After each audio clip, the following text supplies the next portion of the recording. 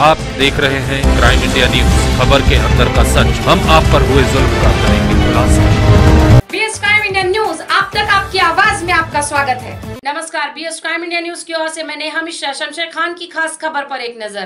भंडारा गोंदिया लोकसभा उपचुनाव में राष्ट्रवादी कांग्रेस के उम्मीदवार मधुकर कुकड़े इनके प्रचार के लिए माजी उप मुख्यमंत्री अजित पवार इन्होंने ग्राम गणेशपुर भंडारा में जाहिर सभा को संबोधित किया, जिसमें माजी उप मुख्यमंत्री अजित पवार का भाषण सुनने के लिए हजारों की तादाद में उमड़ी भीड़।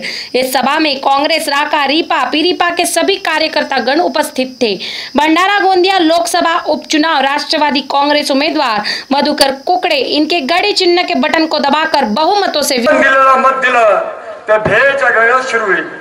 बागांनो, भेच्या घड्याला पुण्यापासून प्रबोधन दिलं, पण या सरकारने भेटच्या पैसे न देऊन आदरणीय प्रफुल्ल पटेल, नाना पटेलला पुन्हा काम केलं। आज जिल्ह्याचा विकास झालेला आहे। आज दुपारी माझे मित्र दळीन दलाल आम्ही उद्योगावर चर्चा केली। आज पूर्ण इंग्लिश बंद पडलेले आहेत। भंडारामध्ये गोंदियामध्ये राईस मिल पूर्ण बंद पडलेले आहेत। त्याला कारण धानाला भाव नाही आहे, आणि जर धानाला भाव पाहिजे असेल, शेतकऱ्याच्या साधाला कोळ झाला पाहिजे असेल, आणि ओबीसी काढून झाली पाहिजे, आणि बाबासाहेबच्या सुविधा व्हायच्या असेल, आपण 28 तारखेला गाडीची म्हणून दाबा आदरणीय प्रफुल्ल पटेल आणि नाना पटेल मदत करा अशी विनंती करतो आणि माझ्या बोलणं सांगतो। जय हिंद, जय राष्ट्रवादी। पवार साहेबांना, प्रफुल्लभाई, मधुकरराव कुकडे, अनिल देशमुख, नाना पंचबुद्धे, कुणी साहेबांना फोन करायचं आणि साहेबांना सांगायचं की साहेब ह्याच्यातनं मार्ग करा। साहेब एक्सपोर्ट इम्पोर्टचं धोरण बदलायचे, शेतकरी जगला पाहिजे म्हणायचे, मदत करायचे, आधारभूत किंमत वाढवून द्यायचे। राईस मिल, माझ्या गोंदिया आणि भंडाऱ्यामध्ये राईस मिल चांगल्या पद्धतीनं भात तयार करून तो राईस परदेशामध्ये पाठवण्याच्या करता धंदा तेजीत आलेला होता। आज धंदा तेजीत आहे। किती राईस मिल बंद झाल्या, कशामुळे बंद झाल्या? या सरकारच्या नाकारतेपणामुळे बंद झाल्या। हे सरकार आपल्या मुळावर उठलंय।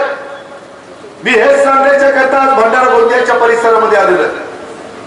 माझा काही बांधाला भान नाहीये, पण माझ्या भावांना कळलं पाहिजे, माझ्या बहिणींना कळलं पाहिजे काय पद्धतीचं सरकार नरेंद्र मोदी आणि देवेंद्र फडणवीसांचं महाराष्ट्रात आणि भारत देशामध्ये आलेलं आहे। आज परदेशातली तूर आपल्या देशामध्ये येते, परदेशातली साखर पाकिस्तानची, ती साखर मुंबईच्या बाजारपेठेमध्ये आली।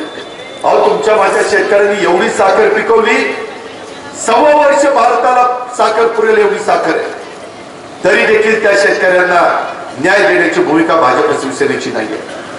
तूर पिकवा म्हणून सांगितलं, तूर ठेवायला जागा नाही, तुरीचे पैसे मिळत नाही, तूर खरेदी करत नाही, आणि परदेशातनं तूर आणण्याचा डाव यांचा चाललेला आहे। कशा पद्धतीनं काम करतात शेतकरी?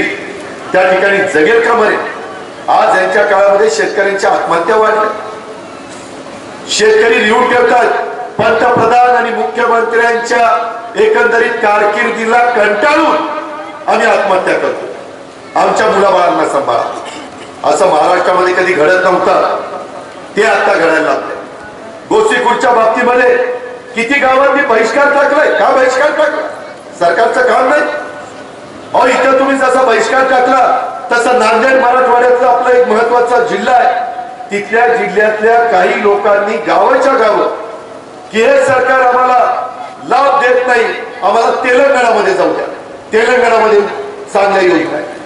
तेलंगणाचं सरकार 24 तास लाईट देत आहे, आपलं सरकार 24 तास लाईट देत नाहीये। आपलं सरकार 24 तास पाणी देत नाहीये। आपलं सरकार आपण पिकवलेल्या मालाला किंमत देत नाहीये। आपलं सरकार तुमच्या माझ्या मुलांना नोकऱ्या देत नाही। काही लाख जागा आज सरकारमध्ये रिक्त आहेत। माहितीच्या अधिकारात आम्ही माहिती घेतली, जागा मोकळ्या आहेत, मग भरा ना। आता 35,000 जागा भरायचंय, एक नवी टूम काढली, 5 वर्ष त्यांना मानधनावर घेणार आहे, त्यांना परमनंट करत नाहीये का? त्यांचं कल्याण होईल म्हणून परमनंट करत नाही, मुलांना नोकऱ्या लागतील म्हणून तुम्ही परमनंट करत नाही। आज आपल्या शाळेतले कॉलेजचे विद्यार्थी शिकत असताना काही विषयाचे शिक्षक रिटायर झाले तर भरती करून देत नाही।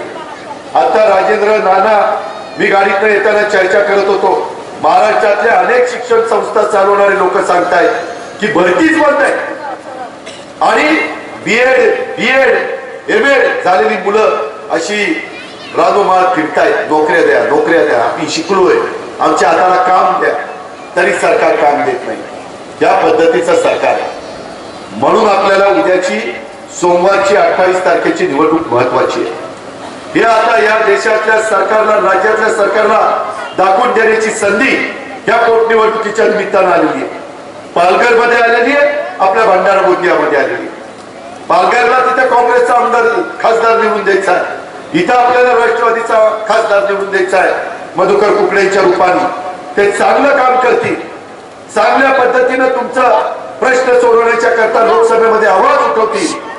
त्यांना मदतीला राज्यसभेमध्ये प्रफुल्लभाई आहे, त्यांना मदतीला राज्यसभेमध्ये स्वतः शरदराव पवार आहे, त्यांना लोकसभेमध्ये मदतीला अशोक चव्हाण आहेत, सुप्रिया सुळे, तिथं मदतीला आमचे धनंजय महाडिक आहेत, विजयसिंह मोहिते पाटील आहेत, कितीतरी जण, आमची पुण्याची वंदना चव्हाण आहे. हे सगळेजण त्यांना साथ देतील. म्हणून उद्याची निवडणूक आपल्या सगळ्यांच्या दृष्टीने महत्वाची आहे. या सरकारला आता त्यांची जागा दाखवण्याची वेळ आलेली आहे. हे सरकार तुम्हाला मला कर्जमाफी देत नाही, परंतु विजय मल्ल्या 9,500 कोटी रुपये तुमचे माझे बुडून बँकांचे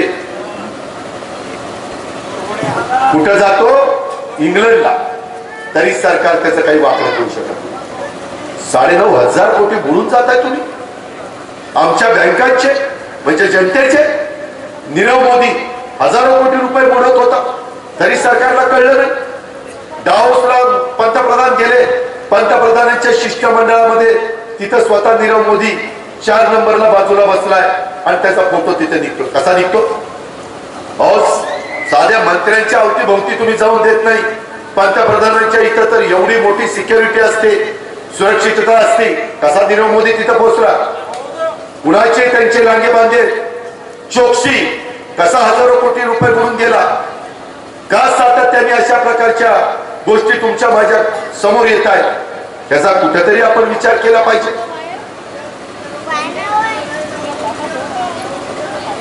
तेव्हा का इथं दाऊद काढलाय का? मी म्हणतो दाऊदचंही काही झालं नाही. दाऊदला मुसक्या बांधून आणतो म्हणलं, दाऊदचा रुमाल पण यांना सापडला. या पद्धतीचा कारभार यांचा चालला. नुसत्याच खायच्या गोष्टी. या गेले 12 दिवस या देशाला स्वातंत्र्य मिळाल्यापासून आजपर्यंत रोज पेट्रोल डिझेलच्या किमती वाढण्याचं काम या नाकारते भाजप शिवसेनेच्या सरकार केलं. रोज पेट्रोल डिझेल वाढतं. 85 रुपये गेले. त्या अमरावतीला तर 86 झालं. बरं, इथं 86 झालं. सरकारला कळत नाही, सरकारचं काम नाही. डिझेल पेट्रोल वाढल्यानंतर गरिबांनी जगावं कसं? महागाई सगळीच वाढते. 400 रुपये आमच्या काळामध्ये गॅसचा सिलेंडर होता आमच्या महिलांच्या करता, त्याची किंमत 800 रुपये झाली. 850. बाबा चुकलं माझं, 850. ही पद्धत, हे सरकारचं काम, हे आश्चर्य. या पद्धतीची महागाई तुम्ही कमी केली, हे लोकांना तुम्ही फसवलं. आणि अजूनही पेट्रोल डिझेलच्या किमती किती वाढतील ते सांगता येत नाही. काही जणांचा अंदाज आहे कदाचित निवडणुकीपर्यंत 100 रुपये लिटर पेट्रोल जर झालं तर वाईट वाटून घेऊ नका. आता जर पेट्रोल कमी करायचं असेल तर मधुकर कुकड्यांना मतदान करा. जर तुम्हाला शेतकऱ्यांना आधारभूत किंमत पाहिजे असेल तर मधुकर कुकड्यांना मतदान करा. बेरोजगारी कमी करायची असेल त्यांना मतदान करा. त्याच्या संदर्भामध्ये महागाई कमी करायची असेल त्यांना, त्याशिवाय या सरकारचे डोळे उघडणार.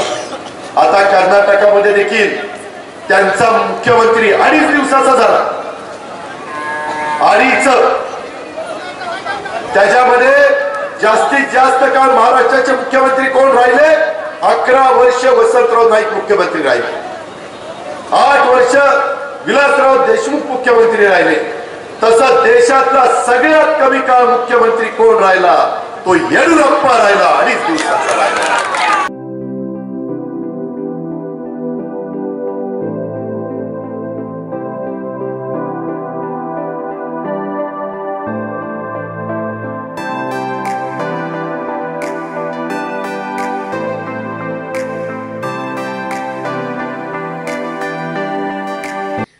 खबर आप तक पहुंचाने के लिए आप जो शेयर और लाइक करते हैं उसके लिए हम आपके आभारी हैं।